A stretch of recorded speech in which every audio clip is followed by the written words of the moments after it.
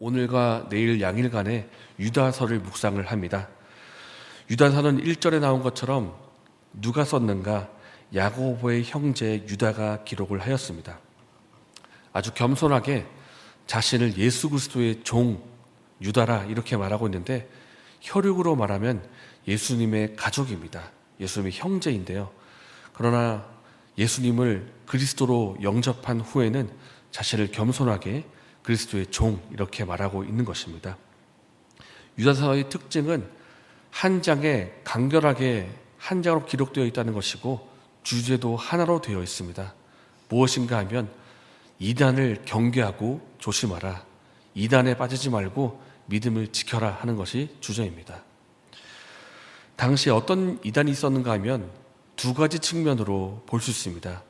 교리적인 측면과 생활적인 측면으로 볼 수가 있는데, 교리적인 면에서는 예수님의 성육신을 부인하던 사람들이 있었습니다. 그리고 생활적인 측면으로는 방탕에 빠져있는 이단이 있었습니다. 이렇게 교리와 생활의 두 측면이 있는데, 우리가 신앙생활 할 때 중요한 것이 두 측면입니다. 교리적인 측면 그리고 생활의 측면. 바울이 로마서와 같은 서신서를 쓸 때에도 앞부분에는 교리를 말합니다. 하나님의 뜻이 무엇인가 이것을 말한 후에 그 다음에 생활의 측면, 그렇다면 말씀의 뜻을 따라 어떻게 살 것인가. 그래서 우리가 신앙을 말할 때 교리와 생활 두 측면을 말하고 있는데, 이 이단들이 두 측면을 다 흐트러뜨리는 자들이었던 것입니다. 교리적으로는 예수님의 성육신을 부인하던 사람들, 생활적으로는 방탕하고 아주 타락한 사람들, 이들이 교회 안에 스멀스멀 들어와서 성도들을 미혹시키고 있었기 때문에 이들에게 빠지지 말라고, 믿음을 지키라고 말할 필요성을 느꼈던 것입니다. 그래서 오늘 말씀을 한번 보면 1절부터 4절까지를 보면 이 편지를 쓴 동기를 말하고 있습니다. 3절에 내가 원래 이 편지를 쓸 때는 우리가 믿고 있는 복음에 관해서 쓰려고 했었다. 우리가 받은 구원이 무엇인지 복음에 대해서 쓰려고 했지만은 가만 보니까 이단들이 활기를 치고 있다. 그래서 내가 단순히 우리가 받은 복음에 대해서만이 아니라 우리가 믿음을 지켜야 될 것에 대해서 강조할 필요를 느꼈다. 그래서 이 유다서를 쓴다. 이렇게 말하고 있는 것입니다. 이단의 활동을 보면서 이 편지를 쓰기로 했다는 것입니다. 그리고 5절을 보면 이단의 죄악상이 어떠한지를 언급하기를 시작합니다. 5절부터 7절까지는 과거의 이야기를 하는데요. 옛날부터 하나님을 떠난 사람들이 있었고 진리를 떠난 사람들이 옛날부터 있었다는 것입니다. 옛날부터. 5절은 출애굽기를 말합니다. 5절 뒷부분을 보니까 주께서 백성을 애굽에서 고향을 내시고, 이 출애굽 이야기죠. 그런데 이 출애굽을 받은 사람들 가운데 믿지 않는 사람들이 있었다. 그리고 그들이 멸망을 받았다. 이렇게 말하고 있습니다. 6절 피조물 가운데 하나인 천사들을 또 말하고 있습니다.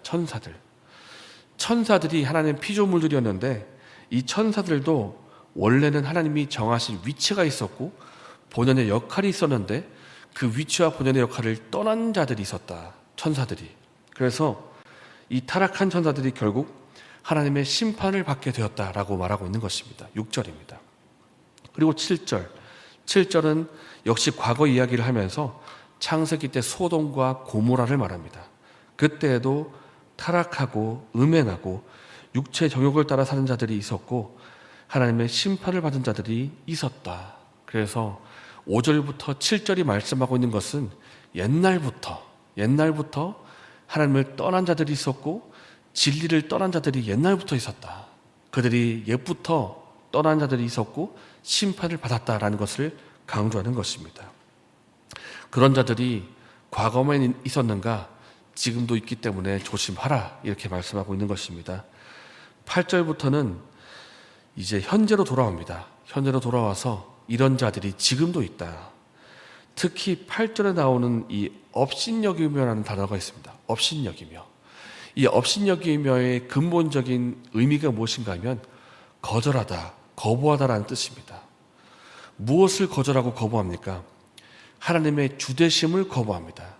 하나님의 주권을 거부하고 나의 하나님이라는 것을 거부합니다.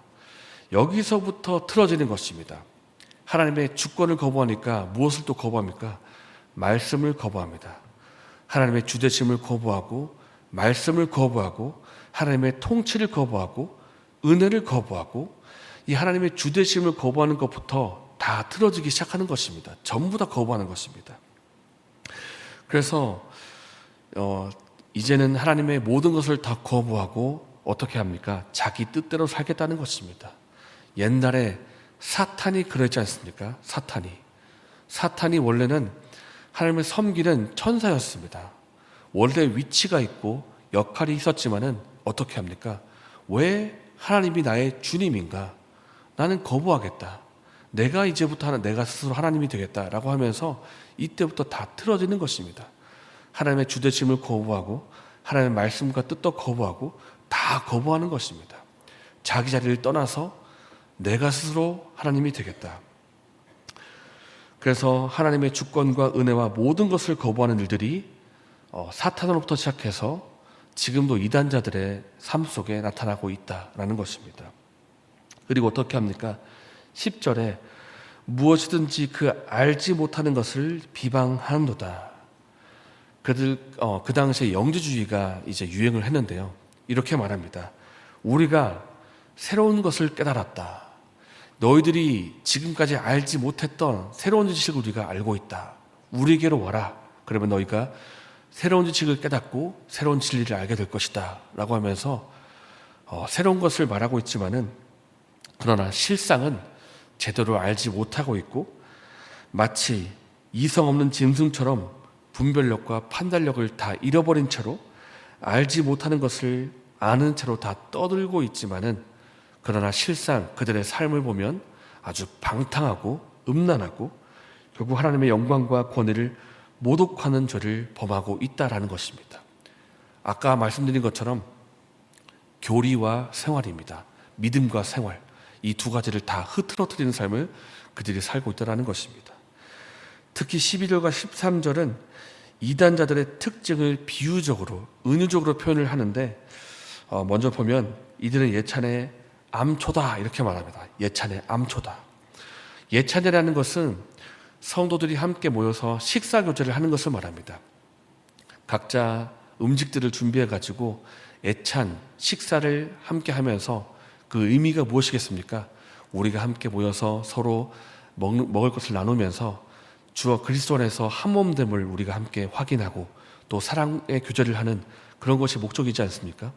그래서 음식을 놓는데 어떤 사람이 갑자기 우상의 재물을 식탁에 턱 하고 얼려 놓는 것입니다.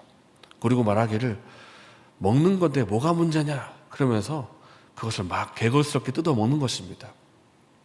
자기가 하는 행동이 다른 사람에게 시험거리가 되는 줄도 모르고 전혀 다른 사람에 대해서 배려하지 않고 관심도 갖지 않은 채로 자기 먹고 싶은 대로 아주 자신의 탐욕을 따라서 개걸스럽게 먹어치우는 그런 사람들이 있다는 것입니다.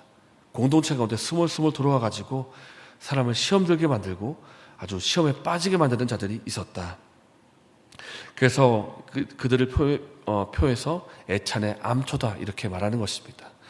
우리가 이 시간에 모든 비유를 다 말할 수는 없겠지만은 전체적으로 말하자면 이런 겁니다. 자기의 욕망을 따라 살아갑니다. 자기 욕망을 따라 살아가고 아무 유익도 나타내지 못합니다. 아무 열매도 없습니다. 그리고 혼란스럽게 살고 파괴적이고 방탕한 삶을 사는 자들입니다. 그런 사람들이 있다는 것입니다. 그래서 이단의 특징을 말하면 어떻게 되는가? 먼저 하나님의 주권을 거부합니다. 나는 하나님의 주권을 거부한다. 내 뜻대로 살겠다. 그리고 자기의 본능을 따라서 방탕하고 불순종하는 삶을 삽니다. 그리고 아까 말씀드린 것처럼 교리와 믿음에서 떠나 있는 사람들이고 실제 삶의 생활도 틀어진 삶을 살고 있다는 것입니다. 그래서 우리가 이단을 조심해야 되고 이단에 빠지지 말아야 되는데 어떻게 하면 이단에 빠지지 않을 수가 있겠습니까? 교리와 생활이니까 먼저는 우리가 교리적인 측면, 말씀을 제대로 알아야 되겠습니다. 우리가 이단을 분별하기 위해서 중요한 것은 진짜를 확실히 아는 것입니다. 진짜가 무엇인지를 확실히 알면 거짓을 분별할 수가 있기 때문에 진짜 말씀의 뜻이 무엇인지를 확실히 알고 깨닫는 우리가 되어야 되겠습니다.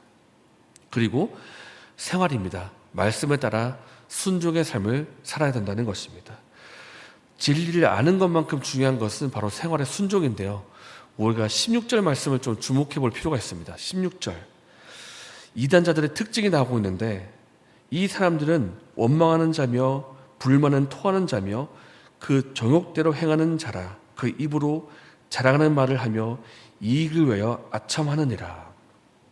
여러분, 이단이 정말 아까 말한 것처럼 아주 방탕하고 타락한 특징도 있지만 16절을 보면 좀 의아하지 않습니까? 보통 사람들의 생활에 일어날 법한 일들이 있습니다. 원망하고 불만하고 자랑하고 아첨하고 엄청나게 이상할 것 같은데 이런 거 보면 일상생활에 일어날 법한 일들이 있는 것입니다. 그래서 우리가 주에 대한 이유가 바로 여기 있습니다. 우리가 교리적으로 이단에 잘 빠지지는 않겠지만 생활적인 측면에서는 이런 비슷한 모습에 빠질 수가 있는 것입니다. 자랑하고 원망하고 불평하고 이단이 원래 위치를 벗어난 것을 말하는 것입니다. 이단은 원래 위치를 떠난 것. 그래서 우리가 하나님의 자녀답게 살아야 될 본래 위치가 있는데 우리가 생활적으로 본래 위치를 떠나면 이단적인 모습이 나타날 수도 있다는 것입니다. 그래서 우리가 주의해야 됩니다. 그래서 유다서의 주제는 무엇인가? 이단을 주의하라는 것입니다. 우리가 말씀과 진리를 제대로 알고 또 삶으로 순종해서 이단에 빠지지 말아야 되겠고 또 우리의 삶으로 말씀에 순종해서 하나님의 자녀답게 살아가는 저와 여러분이 되어야 되겠습니다. 이러한 은혜가 저 여러분에게 있기를 예수님의 이름으로 축복합니다. 이 시간 우리가 말씀을 생각하면서 기도하겠습니다. 하나님, 주께서 우리를 하나님의 자녀로 부르신 그 부르심을 따라 살기를 원합니다. 하나님의 주대심을 인정하게 하여 주시고 그 말씀을 마음에 새기게 하여 주시고 그 뜻에 따라 순종해서 주님의 자녀답게 주의 백성답게 살게 하여 주시옵소서. 이렇게 기도하시고 개인적인 제목을 기도하신 후에 자유롭게 돌아가시겠습니다.